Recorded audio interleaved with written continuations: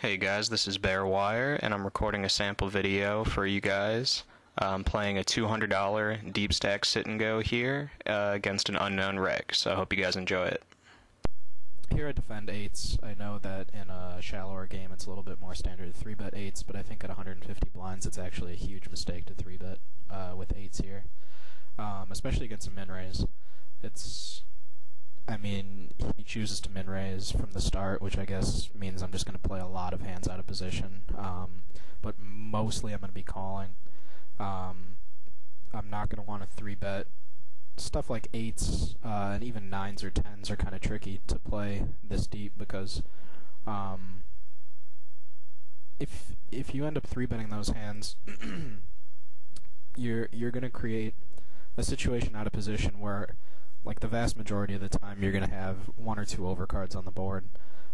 With 3 streets to play and with 150 big blinds behind, that's going to make it, your situation is basically going to be, it's not going to be as simple as, I have an overpair or I have second pair in a 3-bet pot, I can get stacks in, which is more common at 50 or 75 big blinds, but at 150 big blinds, it's going to be really rare that you're going to get in all the money good with just 1 pair. And, you won't, you will be able to get stacks in on 3 streets in a 3-bet pot with these stacks still, but you're not really going to be excited about it most of the time. So I think, defending is obviously going to be profitable because we have a strong hand. So I think it's going to be just, not only the easier option, but also just the better option in terms of EV. It's just far too difficult to find a good spot with this type of hand and a 3-bet pot when you're this deep. So I think check calling the flop is pretty standard. Anything else is really too thin or doesn't really make sense. And I decided to check raise the turn here. You could make an argument for check calling the turn and trying to check raise on the river.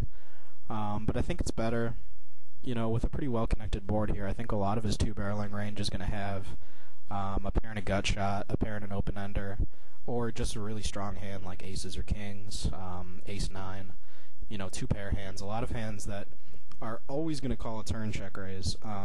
But some of those hands, like for example 8-10, 9-10, 7-6, if he bets that here, those are hands that aren't necessarily going to bet the river. They're going to, because we're deep and because they have good implied odds with a pretty strong drawing hand, they're not going to be able to get away from a turn check raise. So I think that it's pretty clearly better in a situation where the board is this well connected that we should go for the check raise on the turn. And I do make it pretty big. It's not huge, but as with deeper stacks, I want to be able to set up as big of a pot as I can so that I can get a pretty large amount of money in on the river. This particular river is not great because, like I said, a lot of his hands, there's a pretty decent amount of combos of 6s in his range. 9-6, sometimes 8-6, obviously 5-6 or 10-6 if he decided not to 3-bet the turn with those hands. And, just even some semi-bluffs on the turn, like ace-6 or 5-6, or not 5-6, king-6. Those type of hands might be semi-bluffing on the turn, and then they just call it because, they have an open-ender with pretty good implied odds. But I do still think that there's value in a bet here.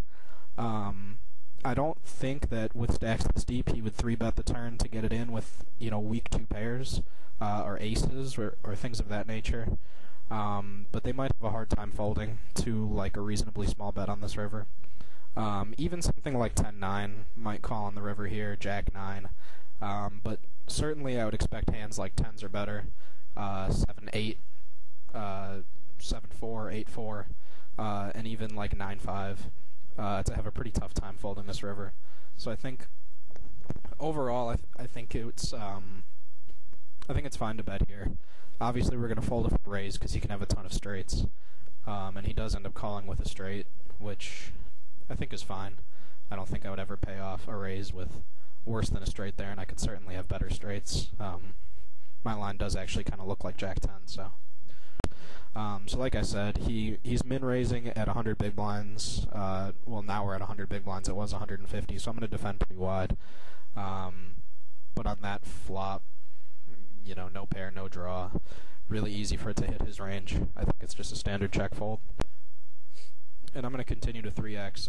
I usually 3x, unless I'm getting 3-bet a lot, I usually 3x at like 75, 80 blinds or deeper. Sometimes even shallower if I'm playing someone really bad. So here,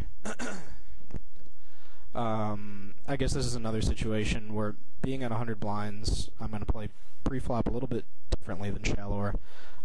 Sixes, I think, at shorter stacks where 4-bet shoving is a little bit more reasonable. Not to say that it isn't an option at 100 big blinds, but at 50 or 60 big blinds, I think this is a pretty easy 4-bet shove. And I think the calling is pretty mediocre considering the fact that there's not much money behind, so there's not a lot of value in calling to hit sets or expecting to play, multiple streets. Usually we're going to be able to call a c-bet, but I think it's kind of it's a more straightforward situation when we're deeper because not only do we get paid off huge when we hit a set, which, supports the case for calling, but it also makes it a little bit more likely that he's going to shut down bluffing with hands that, we don't really want to get bluffed by. On this board, we don't have particularly great equity. So, being deep, I think that it's actually kind of a close decision, especially because he times down here. I thought it was sort of strange that he doesn't, c-bet all that quickly. I think it's possible that, he has like a middle pair or something that he was deciding between checking and betting with.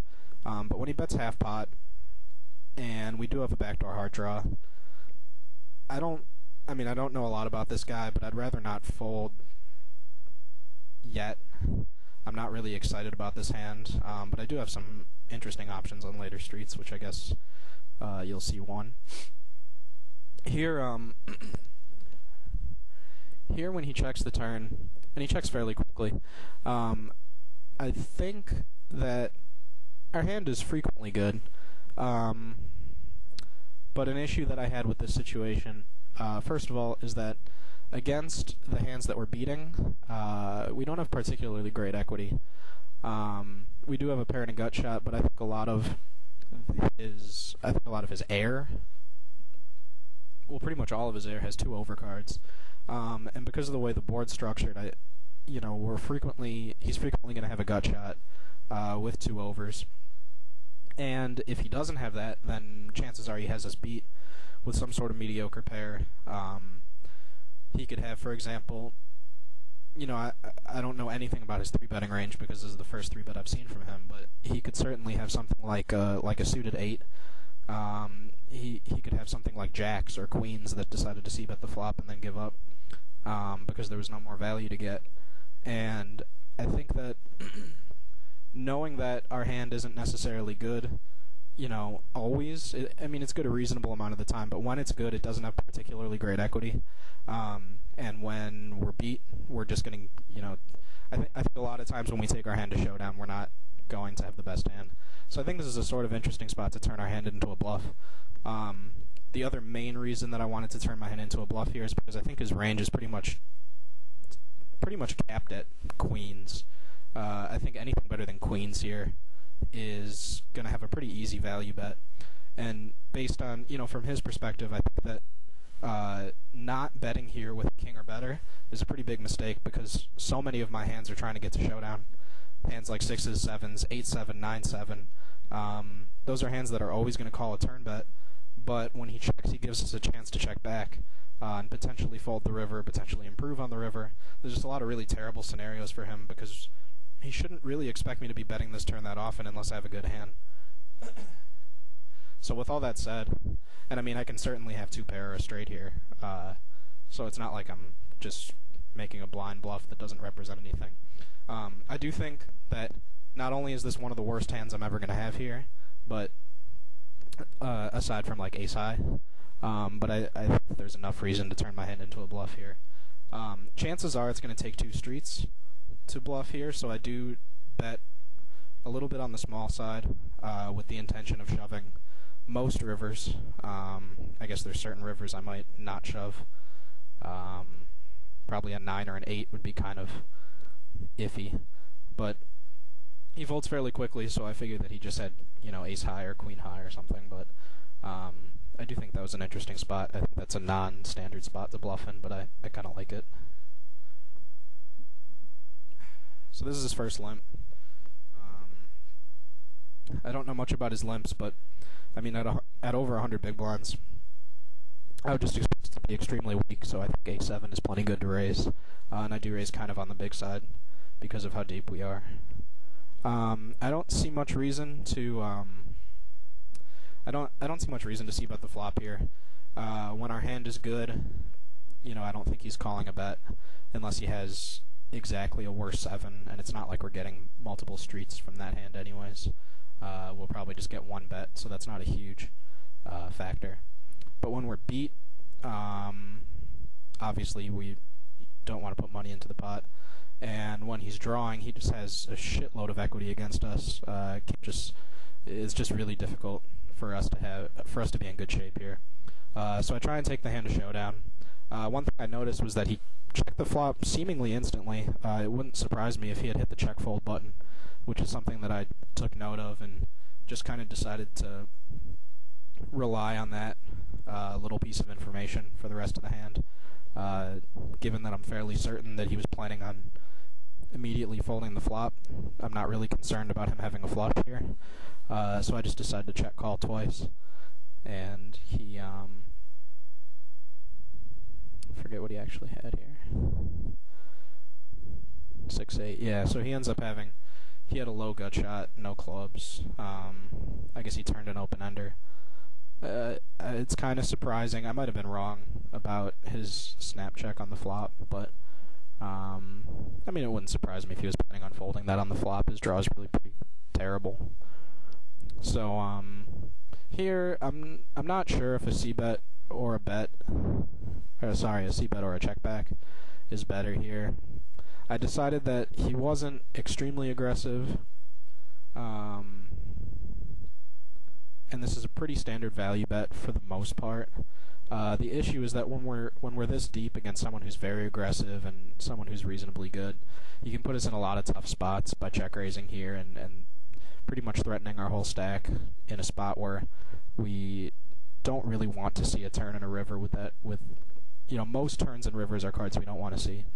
But I did decide to c-bet just because I didn't expect to get. I just don't expect him to be great. I don't think he's that good. I don't think he's going to put me in a super tough spot. And I think there's a pretty good amount of value to get, especially because he probably check calls every ace high. So that's a pretty large amount of combos to get value from. So here,